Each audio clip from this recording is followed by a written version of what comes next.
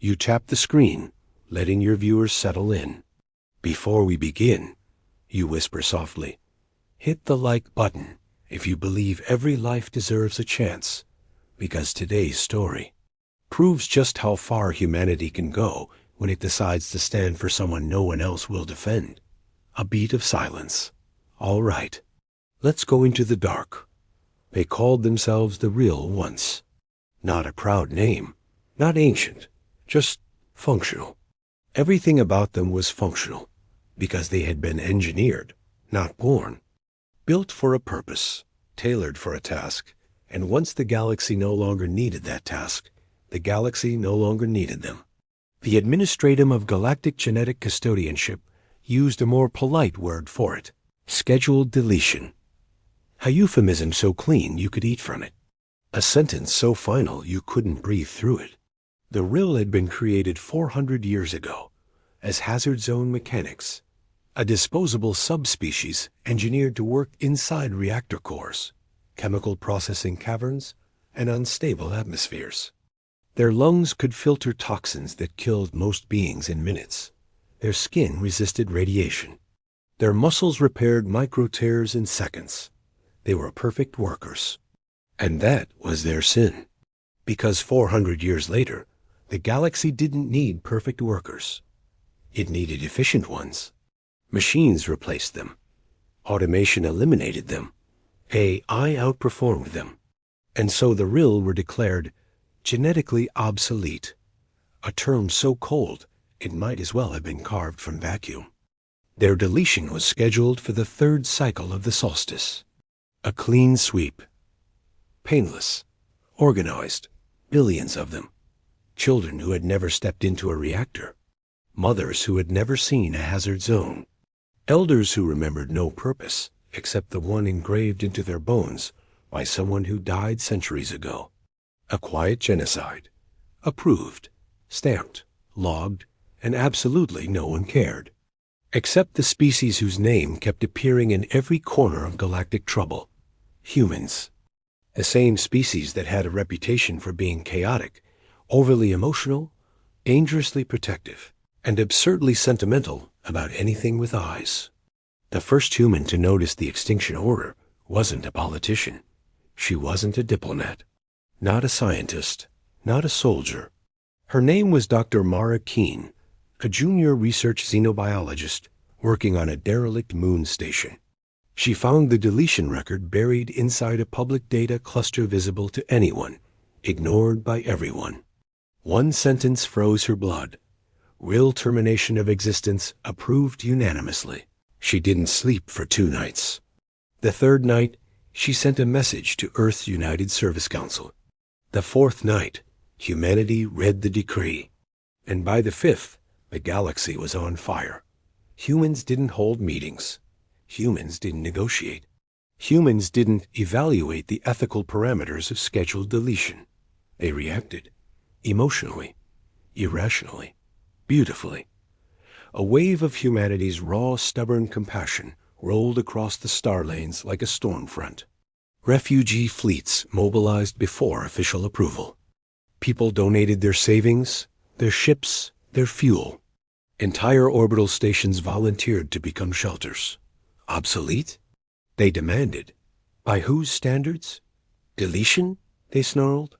Over our dead bodies. The custodians were confused. Why do you care? They asked the humans. This species has outlived its purpose. And humanity responded with a sentence that would be carved on monuments for centuries. Purpose doesn't define a life. Life defines itself. The galaxy blinked. Humans charged. The real homeworld Kethvoron was a wasteland of old factories and hollowed reactor stations. Their cities were underground, shielded from the atmospheric toxins left behind by centuries of industrial exposure. But inside those cities, they lived. They laughed. They wrote music. They carved murals.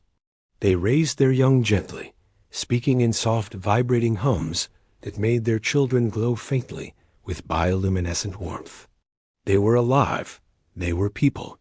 But no one had ever asked them what they wanted.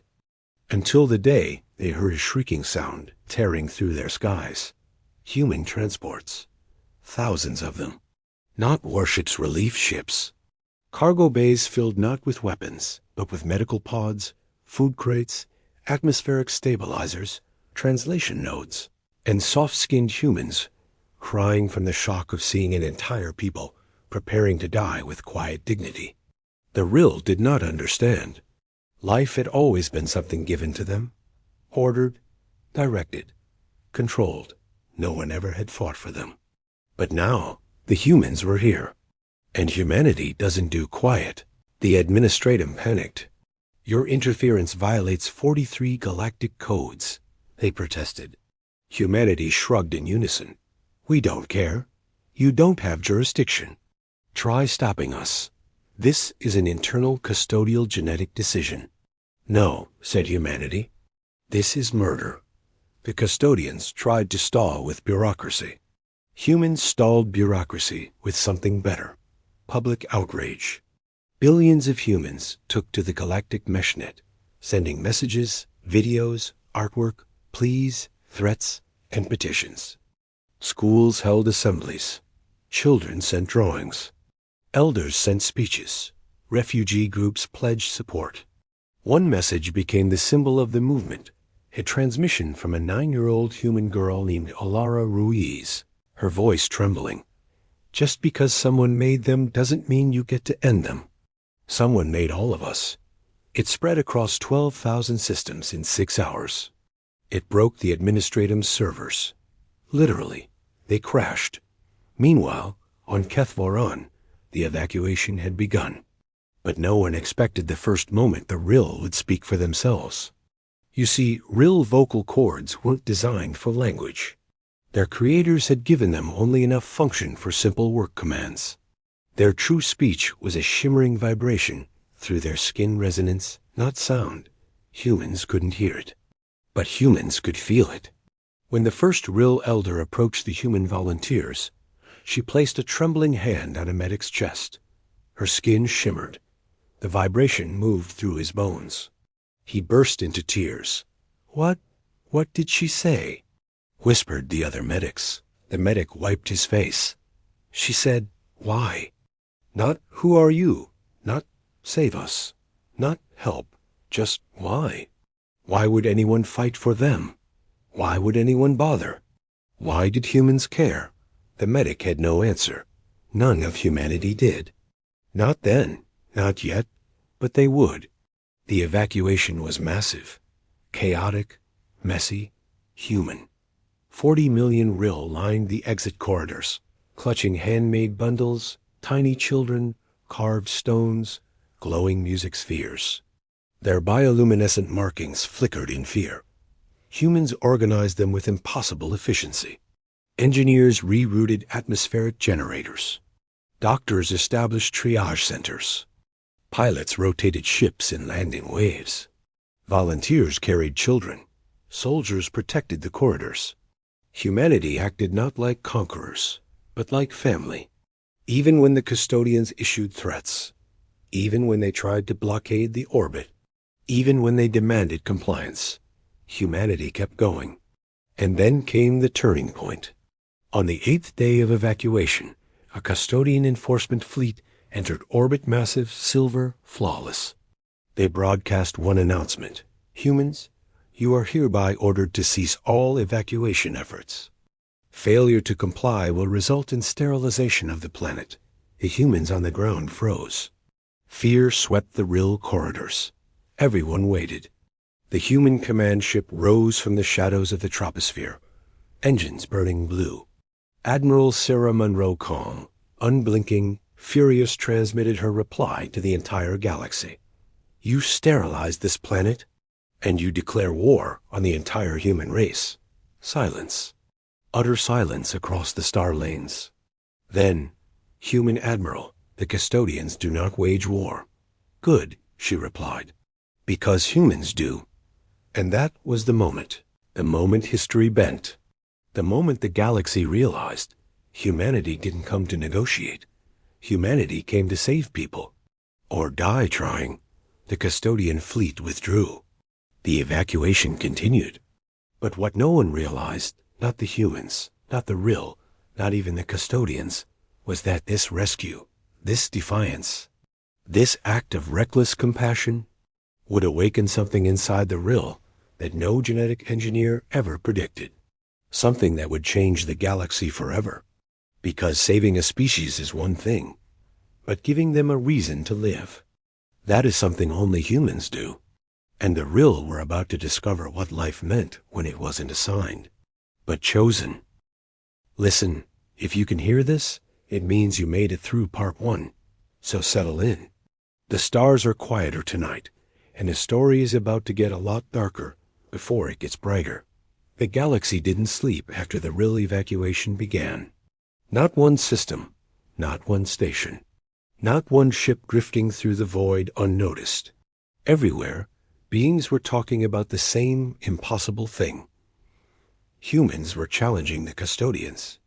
The species with the greatest archival power, the greatest legal authority, the greatest genetic oversight in known history, shaken by creatures who once used fire to light caves. And the strangest part? Humanity wasn't fighting for land, power, resources, dominance. They were fighting for a species whose own creators had thrown them away. The galaxy was confused. The humans weren't, because while the diplomats panicked and the custodians drafted warnings, the humans kept evacuating the Rill with a calm determination that bordered on terrifying. New beginnings hurt. The Rill children were the first to struggle. They had never seen sunlight, never experienced breathable air, never touched open soil.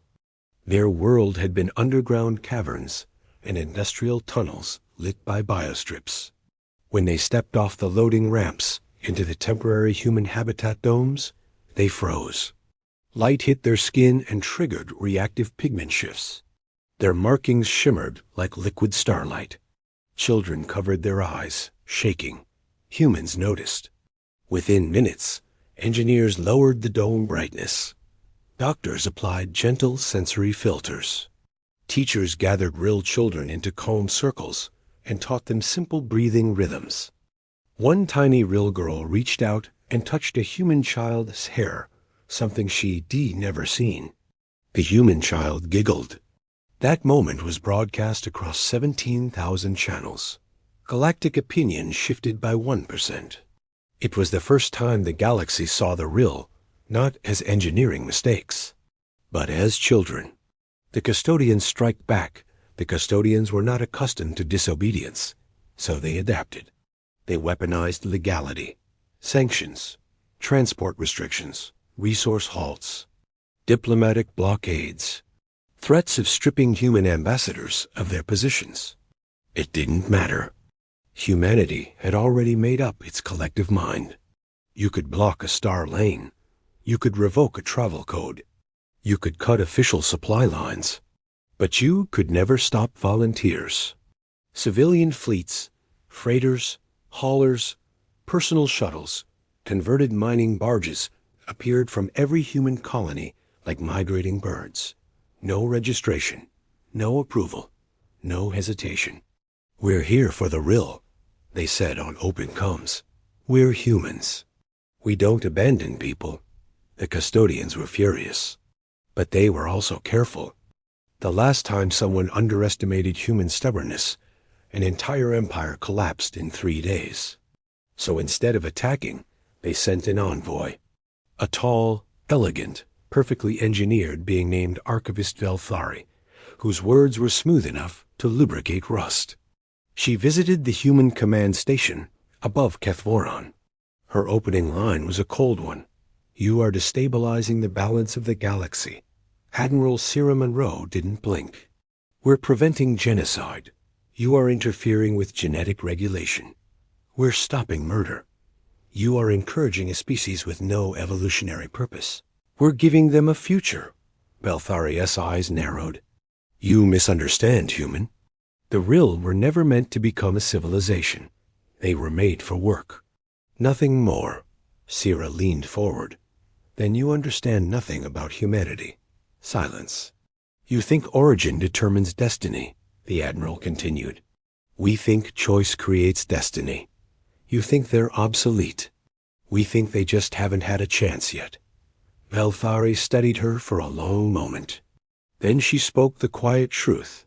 If you continue, the custodians will be forced to classify humanity as a destabilizing species. Sierra smiled. We already are. The first rising, meanwhile, in the refugee domes, something extraordinary happened. For the first time in recorded history, the real spoke not in engineered work vibrations, but in something new. A sound. Their bodies were not designed for vocal speech, but trauma is a sculptor. Pressure is a teacher. Hope is a fire.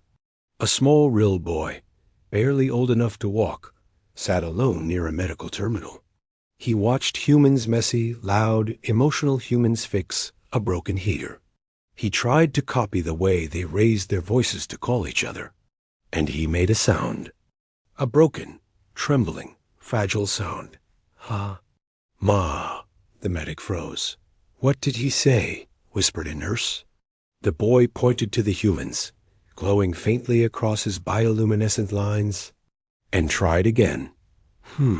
Man. He was trying to say human.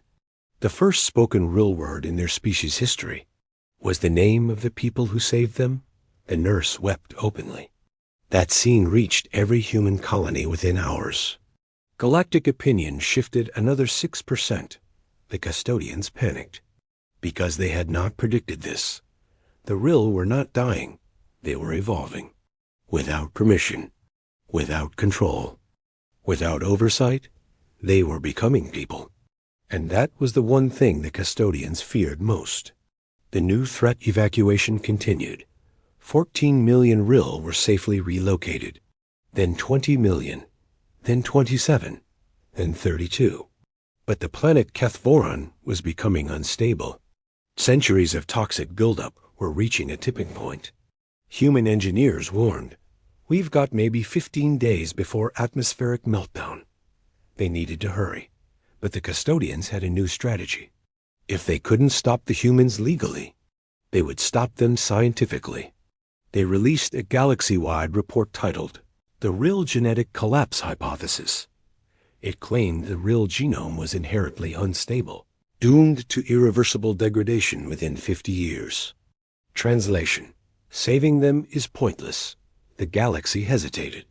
Species who had begun to support humanity now pulled back, whispering, what if the real really are doomed? What if humans are saving a species that cannot survive? What if the custodians are right? Humanity didn't hesitate for a second. Dr. Mara Keen, the woman who accidentally started all this, reviewed the custodian data. Then she issued a statement on an open broadcast. Your science is a lie. Her voice shook with controlled fury. You call their genome unstable. I call it evolving. You call them obsolete. I call them adaptive. You call saving them pointless. I call it necessary. The broadcast went viral. And when Mara stepped aside, the camera revealed something shocking. A group of real adolescents, older children, bioluminescence calm, posture steady standing behind her. One of them stepped forward. He tapped the mic. He wasn't supposed to be able to speak. His species had no vocal language. But he tried, slowly, painfully, carefully. We want live. Not we want to live. But it didn't matter. The galaxy heard it. All of it. The hesitation ended. Support returned with a vengeance. Millions donated. Thousands volunteered. Hundreds of ships changed course to help the evacuation. Humanity wasn't just saving them anymore. The galaxy was starting to follow humanity's lead, and that terrified the custodians. The last day on Kethvoron, the planet groaned with atmospheric collapse. Toxic storms twisted in the smog. Ash fell like black snow. But the final evacuation wave was ready. 97 million Rill stood in the tunnels. Children held tightly to parental wrists. Elders hummed soft resonance, calming the young. This was the last moment they would ever stand on their homeworld. Human volunteers walked among them, guiding, steadying, carrying, comforting. One human pilot knelt beside a real mother holding her glowing infant. "You're going to be okay," he whispered. The mother touched his cheek gently. Her resonance translated through her skin into a faint rumble in his bones. A wordless thank you. He swallowed hard. And then the planet shook. The toxins reached critical saturation. A shockwave roared across the caverns. The humans activated the evacuation shields. Everyone ran, but not everyone made it. A reactor vault collapsed near Tunnel 17. Hundreds of Rill were trapped. Human rescue teams sprinted straight into the collapsing zone. Zero hesitation. Zero fear. Zero concern for their own lives. The custodians had predicted everything: politics, logistics, legality. But they had never predicted this. The human instinct to run toward danger for someone else. It took 6 hours to clear the rubble. They saved every single trapped Rill. Everyone. The final ship lifted off as Kethforan's skies ignited in a storm of chemical fire. Billions watched live. The world the custodians wanted to sterilize was gone. The species they wanted to delete was alive, because humans refused to let them die. But survival is not safety. The evacuation was over. But the story wasn't, because now the galaxy faced a terrifying new question. What happens to a species that was never meant to have choices? When humanity gives them the first real choice of their existence? No one knew. Not the humans. Not the Rill. Not the custodians. And absolutely not the galaxy that had witnessed the impossible, because the Rill were no longer workers. No longer property. No longer obsolete. They were free. For the first time in history, they were becoming a civilization. And nothing is more dangerous than a species discovering who they truly are. Not even humanity. Not even the custodians. All right, lean in. If you're hearing this, then you've made it all the way through the evacuation, the defiance, the chaos. Now comes the part the galaxy never expected, the part where the Rill stop surviving and start living. A species without instructions. When the last evacuation ship docked at Haven 3, no one knew what would happen next. The Rill were alive, saved, rescued from Deletion. But once they stepped into their new world, the truth hit them like cold dawn. They had no history, no culture of their own, no ancestral memory, no blueprint for life. They had been built for work, not for freedom, and freedom is overwhelming. The humans knew this, so they stepped back, not away, not aside, just enough to give space. "Let them find themselves," Dr. Marakeen said quietly. "They need time, but time is a strange thing. It heals, it reveals. It uncovers cracks you didn't know existed. Some Rill panicked without structure. Some became withdrawn, silent in ways humans didn't understand. Others wandered aimlessly, unsure what life meant beyond obedience. A few even asked the question no one wanted to hear. If we were designed for a purpose, what are we without it? Humans didn't have the answer, because this wasn't a rescue anymore. This was a transformation. And transformation is always painful. The first culture, it began with a single spark. Literally, a young Rill barely old enough to use his full, bioluminescent patterns sat in a dark corner of the refugee habitat, overwhelmed and trembling. A human child walked over and placed a tiny electric candle in front of him. Soft light, a simple glow. The Rill boy stared at it, then hesitantly reached out and let his own skin light respond. His pattern flickered, then brightened, then shifted, and for the first time in Rill history, a living creature expressed art through bioluminescence. Humans nearby watched in stunned silence. The boy's glow stabilized into a rhythmic pulsation. Slow, calm, beautiful. Another Rill walked over, then another, and another. Within minutes, dozens of them were sitting in a circle, their lights dancing in synchronized waves. Humans recorded it. Scholars gasped. The mesh net exploded with the caption, They're not obsolete. They're blooming. That moment became the birth of the first real cultural spiral, a tradition that would eventually define their entire civilization. And the galaxy watched it happen in real time. The custodians were horrified. Life was evolving beyond design. Purpose was shifting beyond control. And worst of all, humanity was being proven right. The custodian counterstrike, they tried to regain control. First through diplomacy. You must return the rill to custodian guardianship. Humanity laughed. Then through science. We have determined the rill genome will destabilize without intervention. Humanity demanded proof. None came. Then through intimidation. Your unauthorized interference threatens galactic order. Humanity shrugged. When has galactic order ever stopped us before? Finally, the custodians made their gravest mistake. They launched a covert operation. A team of engineered infiltrators attempted to break into Haven 3's medical core, intending to plant false genetic data, proving that the rill posed a biological threat. The plan would have forced a galactic law, immediate sterilization. But humans noticed the breach.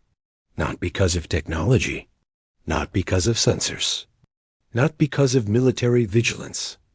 A rill noticed.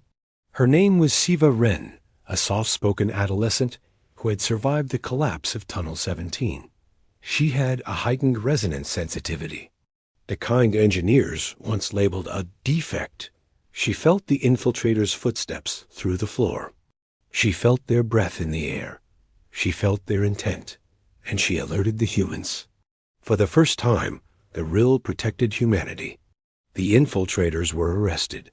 Their admission was undeniable. The custodians were exposed. It was over. The galaxy turned against them. Not because the rill were special, but because humans had made everyone believe they could be. The declaration of personhood, with the custodians discredited, a historic vote was held across the Galactic Assembly. 5,000 species, millions of delegates, trillions of watching eyes. The vote asked one question. Shall the rill be recognized as a sovereign sentient species with full personhood rights? The custodians argued one last time. They were engineered. They are property. The human ambassador Michael Ariston stood and replied with a sentence that shattered the chamber. So are you. Gasps. Every species is engineered by time, by nature, by evolution, by accident. The rill had creators. So do we all. Creation does not negate personhood. The chamber fell silent. The vote passed, 99.7% in favor. Rill personhood was now law. A species engineered for labor, declared equal to all life. Humanity cried. The rill shimmered in bioluminescent waves across entire settlements. The galaxy cheered. But this was only step one. The question of home. You can save a species. You can give them rights. You can grant them freedom. But you cannot leave them homeless. Kethvoron was dead, toxic, uninhabitable for centuries. What do we do? Mara whispered one night, staring at the star maps. The rill didn't answer, because it wasn't a question for humans. It was a question for the rill themselves. For the first time, they chose. A council of rill elders newly formed, shaking with the weight of self-governance, stood before humanity's leaders. We want to build, they said through resonance translators, not be given. We want world of our making, not world of design. A world of their making. A world not engineered in a lab. A world they would create. So humanity offered ships, tools, materials, training, but not orders. Never again orders. And the rill chose their destination. A calm blue star. A system without claim. A world of untouched soil. They named it Lumeren, the place where we become. The first civilization. The world blossomed under their hands. Rill architecture grew organically spires, shaped not by machines, but by resonance vibrations, solidifying stone in intricate patterns. Homes glowed with soft bioluminescent veins. Music spirals were woven into their gathering spaces. Their language evolved into a hybrid of resonance and imperfect spoken sound. Their schools became spaces of exploration, not obedience. Their children grew into artists, scientists, explorers. The galaxy visited them to learn what freedom does to a species who never had it. And the rill answered every visitor with the same simple truth. We live because humans saw life in us. That sentence became a proverb, a guiding star, a reminder that destiny is not a cage, it's a horizon. The unexpected evolution 10 years later, something extraordinary happened. A scientist working on Lumaran made a discovery that shook the galaxy. The rill genome, once dismissed as unstable, was undergoing a natural stabilization process, not degrading, not collapsing, not failing, evolving. The traits once seen as flaws overactive self-repair, variable pigmentation, resonance sensitivity were forming new patterns. Patterns that indicated something unprecedented. The rill were becoming a naturally evolving species. Their engineered beginnings were fading. Their future was becoming their own. The custodians had been wrong about everything. But one line in the research report stunned even humanity. Human emotional proximity accelerates rill genomic stabilization, meaning being around humans literally made them better, not because of genetics, not because of biology, because of environment, because of social structure, because of meaning, because of hope. Hope rewrites DNA, and the rill had plenty of it. The final gift to honor the humans who saved them, the rill built a monument at the heart of Lumaran. Not a statue, not a plaque, not a structure of stone. It was a tower made entirely of living bioluminescent spirals, glowing in human visible colors, and at its base, engraved in both spoken script and resonance pattern, we were made. But you let us become. And beneath it, humanity, the species who saw us. Every human ship visiting Lumaran pauses before that monument. Some cry, some pray. Some stand silently, overwhelmed, because it's one thing to save a life. It's another thing entirely to create a future. Epilogue, the new galaxy 50 years past. Humans and rill became allies, family, partners in exploration. Where humans brought chaos, the rill brought calm. Where humans brought emotion, the rill brought clarity. Where humans brought fire, the rill brought light. Together, they formed the alliance of becoming an interstellar group dedicated to protecting species on the brink of deletion. Because no one would be erased again, not while humans lived, not while the rill remembered what it felt like to be saved. And every time a new species asked the rill how they survived extinction, the rill gave the same answer: because humans refused to let us die.